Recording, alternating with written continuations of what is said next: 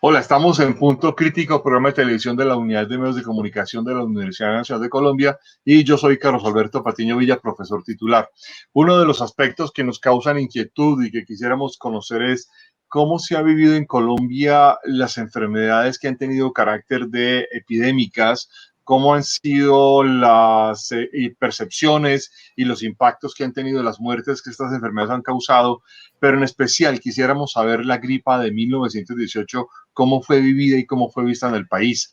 Para ello vamos a hablar con Victoria Estrada Orrego, quien es historiadora de la Universidad Nacional de Colombia, es bióloga de la Universidad de Antioquia, tiene un magíster en Humanidades, Lenguaje y Cultura de la Universidad de Dijon en Francia y es doctora en Historia con énfasis en Historias de las Ciencias de la Escuela de Altos Estudios de las Ciencias Sociales en París, y actualmente es docente de tiempo completo de la Maestría en Ciencia, Tecnología Social e Innovación del Instituto Tecnológico Metropolitano y de la Universidad de Antioquia en Medellín. Profesora Estrada Orrego, muchas gracias por acompañarnos en Punto Crítico. Gracias a ustedes por la invitación. Pues, profesora Estrada, yo quisiera arrancar preguntándole este asunto. Bueno, hay una novela que todos conocemos que es El amor en los tiempos del cólera, de Gabriel García Márquez, que de alguna manera es como una indagación entre las características del cólera y las características del amor, si se parecen, no se parecen. Y bueno, hay una serie de pasajes maravillosos en la novela. Y luego hay otra serie de textos que hemos venido viendo sobre la relación entre pestes, epidemias, tuberculosis, enfermedades, sociedad, ciudad, gobierno, etcétera, todo lo que pasa, digamos, en este contexto. Mi pregunta inicial para usted en este, digamos, programa tiene que ver cómo han sido percibidas en Colombia los diversos picos epidémicos de las enfermedades de mayor impacto en la sociedad. Bueno, lo primero que habría que decir es que en cada época han sido vividas de forma distinta, tanto los picos como la forma en la que se construye la idea de la enfermedad, de cómo se le enfrenta. La historia de las ciencias se ha ocupado de las epidemias, de analizar en particular cada una de ellas. Digamos que si uno habla, por ejemplo, de la viruela, como la viruela tuvo varios brotes frecuentes a lo largo del tiempo, se vivía de una manera distinta y digamos hubo un acceso a un cierto tipo de vacunación o de inmunización que permitió que la gente fuera, a pesar de la alta mortalidad que tenía la viruela, que la gente le hiciera frente de alguna manera.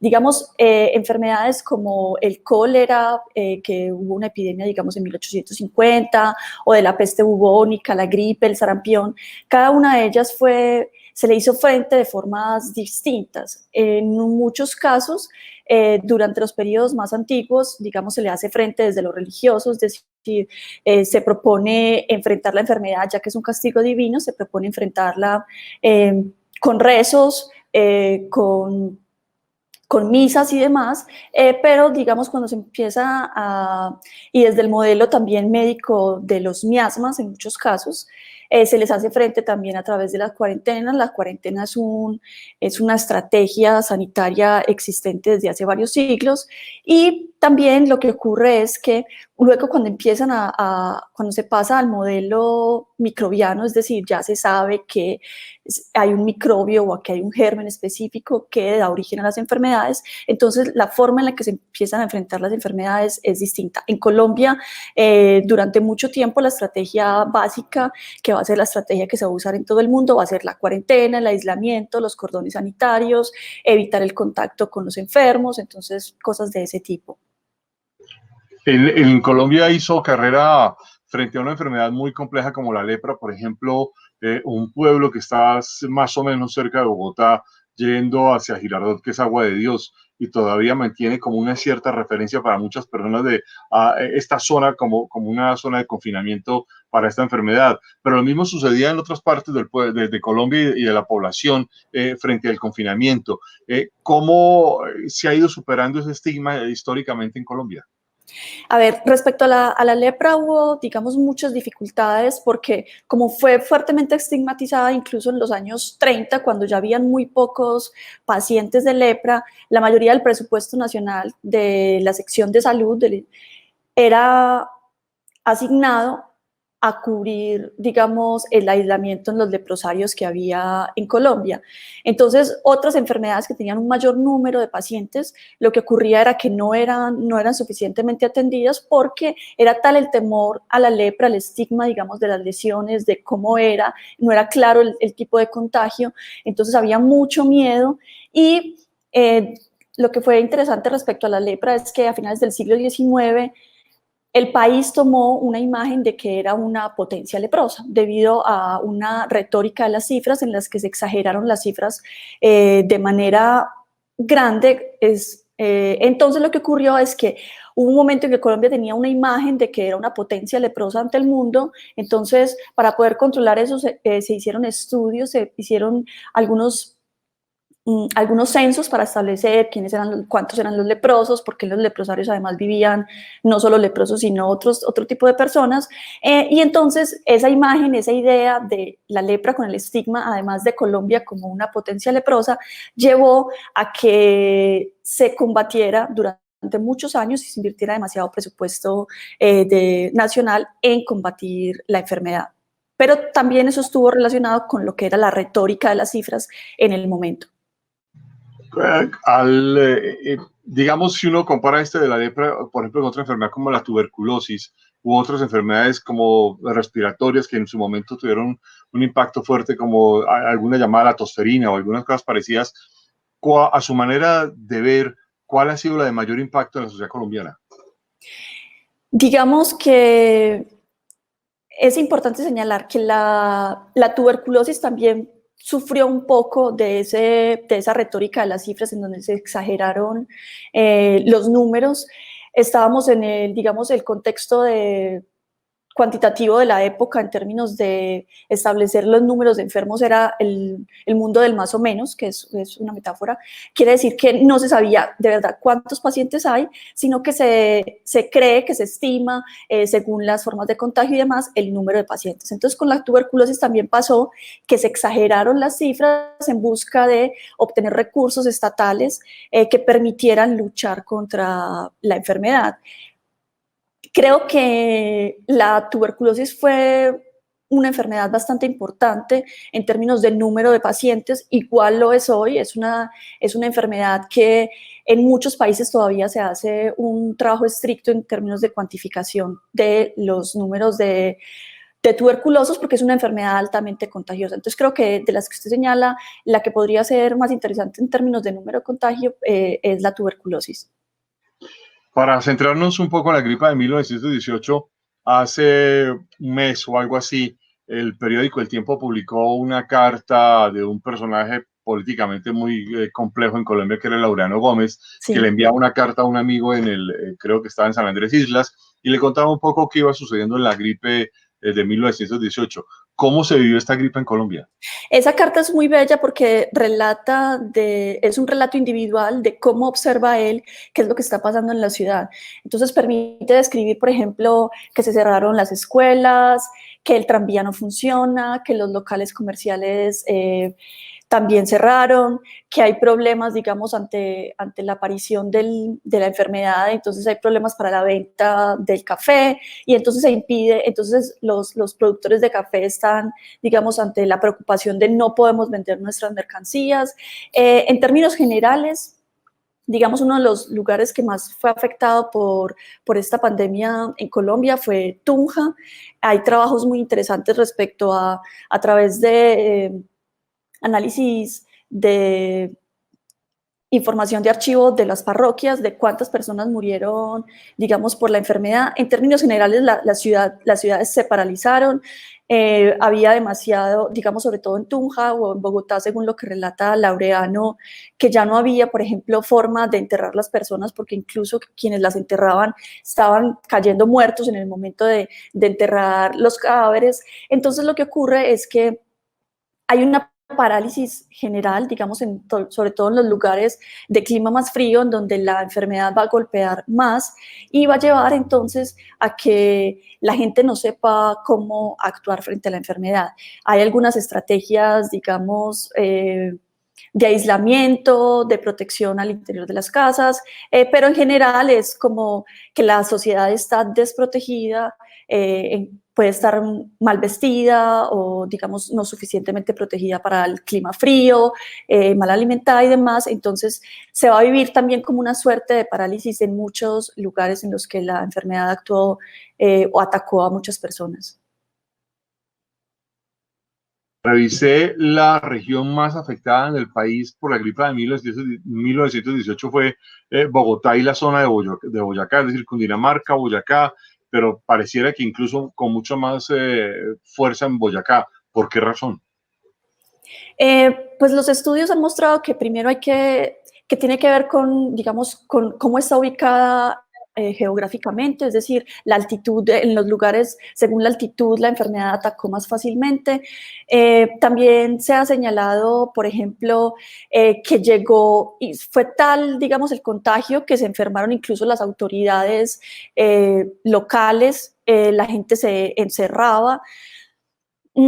Las cifras incluso que se tienen al respecto, se asume que no son cifras, digamos que se ha subestimado un poco o que hay una cuantificación, digamos, porque quienes registraban la enfermedad eran los párrocos en los certificados parroquiales de defunción. Entonces hay una idea que tiene que ver con que es como las condiciones sociales y también la altitud llevó a que entonces hubiera un mayor número de contagiados. La enfermedad llegó desde Bogotá y se expandió rápidamente en muchos municipios, en varios municipios. Los trabajos que se han hecho hasta el momento han registrado análisis de 96 municipios, de registros parroquiales en 96 municipios, y han demostrado que en efecto sí la expansión fue muy alta. Había una curiosidad importante, es cómo llega la gripa de 1918 a Colombia. Pues lo que se cree generalmente cómo llega la gripa o cómo llegan las pandemias es a través de, digamos, de los puertos, del tráfico de mercancías, a la vez que se multiplica, digamos, la circulación de personas y la circulación de mercancías, llega la enfermedad. Es posible que haya llegado entonces a través de los puertos y que de allí, como la circulación de mercancías se hacía a través del Magdalena y las mercancías llegaban hasta el centro del país, entonces lo que se asume es que llegó, digamos, a través de la ruta de los puertos, pero que es lo que se establece en la mayoría de las pandemias, es decir, la forma en la que a través de cómo circulan las mercancías o de los canales por los que circulan las mercancías y circulan las personas, a través de esos canales van a llegar los patógenos. A la vez que circula eso, circula también la enfermedad. Pero es muy curioso porque afecta más al centro del país, por ejemplo, que a los puertos, que al puerto de Barranquilla, por ejemplo, o al mismo puerto de Cartagena. Una cosa que contrasta completamente con lo que pasa hoy en día, por ejemplo, donde Cartagena tiene una afectación alta, donde Barranquilla también tiene, digamos, una afectación pues significativa en el contexto nacional, mientras que en ese momento pareciera ser que o no hay información, no hay datos de lo que sucedía en los puertos. No creo que sea desconocimiento de la información, sino que creo que la enfermedad también se ha notado que tiene una distribución desigual en términos de la ubicación, de la altitud. Entonces, entre más altos sean los territorios, han podido demostrar que si es más frío y que hay una mayor altitud, la enfermedad atacaba mayormente. Y que, digamos, en esas condiciones, en esos lugares más fríos, la gente era más susceptible también a las enfermedades, digamos, a esa enfermedad. Entonces, por eso, digamos, lo que se ha mostrado en esos estudios de esos 94 territorios, municipios que se han analizado hasta el momento con registros parroquiales de la gripe, aquellos que son más altos tienen un mayor índice de pacientes afectados hubo un mayor número de muertos. A partir de esas regiones se expandió la gripa del 18 a otras regiones como hacia el Tolima, el Huila, hacia el suroccidente del país. No sé. Pero lo pregunto por una razón más allá de que lo sepas o no, es que me parece muy curioso como que el número de los muertos por la información que uno registra no está, digamos, muy expandida. o se desconoció en el resto del país. Tampoco lo sabemos. Creo que lo que habría que señalar, yo no soy pues experta en la gripe, pero lo que habría que señalar también respecto a las cifras es que quienes hacían los certificados eran los párrocos, es decir, alguien dice, este parece que murió de gripa, ¿cierto? No es un certificado médico. Entonces hay mucho subregistro, no se han hecho suficientes análisis relativos a qué fue lo que ocurrió con la enfermedad. Digamos, en la UPTC se han hecho varios trabajos sobre la gripe y han hecho esos análisis, pero hay otros lugares en los que esos análisis no se han hecho. Entonces tampoco hay que esperar que la cifra que nos den, digamos, esos registros parroquiales sea bien próxima a lo real. No estamos seguros en realidad en términos cuantitativos qué fue lo que pasó. Hay unos pocos análisis al respecto. Habría que hacer estudios, digamos, más generales sobre qué pasó en otros lugares del país y cómo la enfermedad se fue extendiendo. El hecho de que los párrocos fueran los que llevaran el registro tiene que ver con o establece una relación directa con la penetración de los médicos profesionales en los diversos territorios. Lo que pasa es que en Colombia el registro civil solo empieza a existir a partir de 1936. Incluso antes no se tenía registro civil, sino que simplemente se acudía a la información que los párrocos registraban. Es decir, si nació, el registro de bautizo, el registro de defunción. Entonces esos registros de defunción era lo que se utilizaba para tratar de establecer, para certificar la muerte. Aproximadamente desde 1920 se espera que sean los médicos los que lleven el registro, digamos, del certificado de defunción, pero el número de profesionales que había en el país era muy bajo. Incluso hasta mediados de los 50 se va a privilegiar el certificado de defunción que van a emitir los párrocos, porque no hay suficientes profesionales que permitan de verdad declarar los certificados de defunción. En ese contexto, el sistema de salud se va expandiendo de una forma racional centralizada del Estado o en relación con las epidemias y enfermedades como la gripa o cosas de este estilo. Lo que va a pasar con las epidemias es que se van a crear, digamos, instituciones accidentales, así le llaman, o juntas accidentales de salud, que es en el momento del problema de la epidemia o del problema de la enfermedad que aparece un brote. Entonces se juntan, digamos, las personas más prestantes del lugar, entre ellos los médicos, el alcalde, el policía, y proponen, digamos, estrategias para combatir, siguiendo lineamientos digamos, de la Dirección Nacional de Higiene.